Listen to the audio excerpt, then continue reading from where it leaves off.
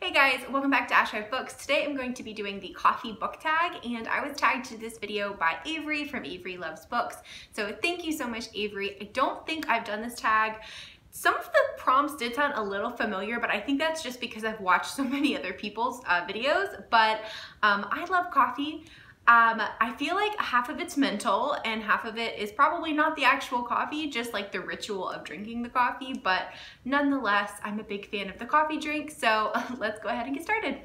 Number 1 is Black. Name a series that is hard to get into but has some die-hard fans. For this one, I'm gonna have to go with the Lunar Chronicles. For me, I never really got into the Lunar Chronicles. I know. I read the first 2 and did really enjoy them, but just not enough to necessarily continue. I do think one day I probably will finish the series because I've heard nothing but great things. It just kind of fell off my radar and wasn't something that was like top of my priority list, but there are some massive fans of the Lunar Chronicles, some very big fangirls for the series, so I'd say that's one that has some pretty diehard fans, but for me personally, I just found it kind of hard to get into in the sense of like I didn't want to keep reading the next book. Number 2 is Peppermint Mocha. Name a book that is more popular around a festive time of year. So for this one, I picked like holiday romances. So you guys probably know what I'm talking about. They're like these. I've got some examples. We got like this one and this one. The ones that come out around this time of year, around like September, October of every year for the Christmas season, they start hitting the stores like your Walmarts and your Targets, and they're everywhere. And I'm not saying it's a bad thing because clearly I have purchased some of them and plan on reading them. But I think it's a kind of cute tradition. You know, you don't see those holiday books out for every other season. It's just Christmas. I think it's quite cute. But yeah, those definitely are more popular, obviously around Christmas. But I think it's just a cozy time of year and a lot of people want to pick up a romance. So they're kind of capitalizing on that. Number 3 is Hot Chocolate. What is your favorite children's book?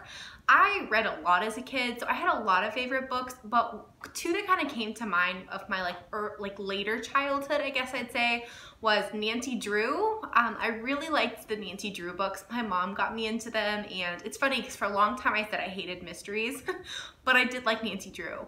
I honestly think I kind of like the formulaic way they're written too. It was kind of like comforting. And the other one is The Babysitter's Club. I read, I think, almost all of the Babysitter's Club, the original ones, and I just saw that they have like new ones coming out now, which makes my heart so happy because I love the Babysitter's Club. So those are probably 2 of my like childhood favorites.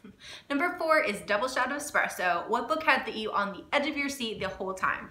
So for me, I'm going with The Naturals by Jennifer Lynn Barnes. This series I've talked about a lot on this channel, and it's still one of my favorites. It still to this day is my favorite like young adult mystery that I've read, and I honestly can't find anything exactly like this.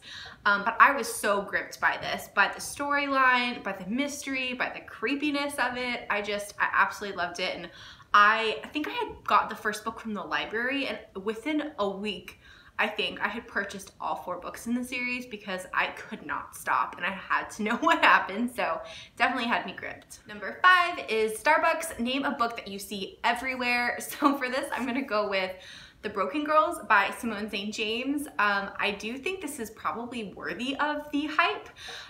So funny story, I actually started this book a few weeks ago, and I got so utterly creeped out by the maybe I think I got to page like 100 maybe, and I just had to put it down because I live alone and I was terrified.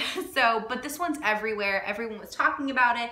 That's part of the reason I picked it up. It sounded so good, and there were so many fantastic reviews, and I still think it's a fantastic book. I just think I'm a giant chicken and cannot read anything that has a like creepy storyline at night. So anyways, this one's definitely everywhere. I do plan on going back to that at some point though. The Broken Girls, maybe in like the summer when there's a lot of daylight out, I'll go back to it, but for now I just had to put it down. Number 6 is That Hipster Coffee Shop. Give some indie authors a shout out. So I read a lot of indie authors, so I could literally go on for ages, but just to name a couple, Karina Hale, R.S. Gray, Aurora Rose Reynolds, let's see, Emma Chase. I believe a few of those do have a few books published by by publishers, but I know for the most part they're still self-published and they're like indie authors. So I love a good indie author. I think some of the best books I've ever read have been from indie authors, so definitely do not like be scared of trying them. There are some that are not the best, but there are some diamonds in the rough, so definitely give them a try. Number 7 is Oops, You Got Decaf. Name a book that you were expecting more from. So I feel like for this, I couldn't come up with like a single book that was like super disappointing recently, but the one that kind of came to mind was the last couple of Bridgerton novels by Julia Quinn. You guys know I absolutely love the Bridgertons. Like they're one of my favorite series, if not my favorite in historical romance. The first like, I think 5-ish, I absolutely adored and gave most of them either 5 or 4 stars. But the last like 2 that I read, and I still haven't read the very last one, but I think the 2 before that, I just didn't love. And I don't know if it was my fault, and I read them like all in within too much like short of a time span. Maybe I should have spread them out a little bit. Maybe I was just burnt out, but I just felt like I didn't love the characters as much and they weren't as endearing, and I don't know. So those are just 2 that I thought I kind of wish there were a little bit more to them. 8 is The Perfect Blend. So name a book that's both bitter and sweet. So for this, I'm gonna go with The Bronze Horseman by Paulina Simmons. This is one of my favorite books and like series of all time, and I think it probably always will be. I haven't read it now in a couple of years. I've read it multiple times, but just not recently. This is one of those series, so it's a historical fiction, if you don't know, that takes place during World War II, right? I think it's World War II in Russia. And there is so much heartache and just hardships in this book that it just feels like you're getting punched in the gut over and over again. So that's the bitter. But there's also a really epic romance in this. You know, you have these people that, aside from the romance, you just want to see them succeed and like make their life better. You're like rooting for them through this whole series. So this is one of those book series that I always feel like I have to put a disclaimer on when I talk about, because I know there's some people who have some issues with the relationship in this, and I completely understand that. For me, I feel like I can see the problems and I can kind of accept them for the context that they're written in and kind of the situations that they're written in.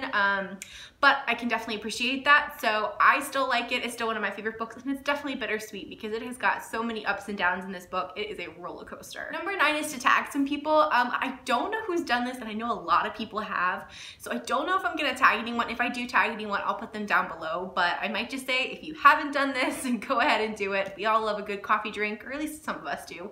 Some of us like tea. So go ahead and do it if you haven't done it already. Thank you so much again, Avery, for tagging me in this. It was so much fun.